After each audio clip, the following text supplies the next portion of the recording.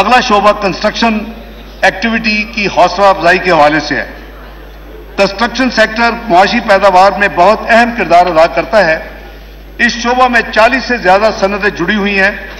Builders اور عام طور پر نئے گھر اور عمارتوں کی تعمیر پر مراعات دینے کے لیے آئندہ 3 سال تک کنسٹرکشن انٹرپرائز کی کاروباری آمدنی پر ٹیکس کی شرح میں 10% یا 50 لاکھ روپے دونوں میں سے جو رقم کم ہو رعایت دی جائے گی۔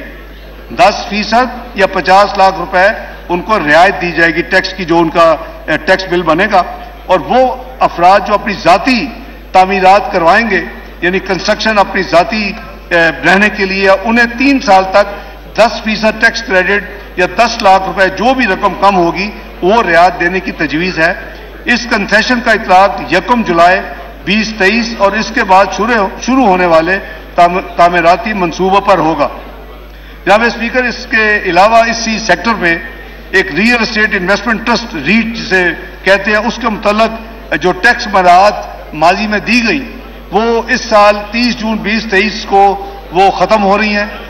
اس ایگزمپشن کو 1 سال مزید 30 جون 2024 تک اس کو ایکسٹینڈ کیا جا رہا ہے اور یہ ایگزمپشن ان کو اویلیبل ہوگی۔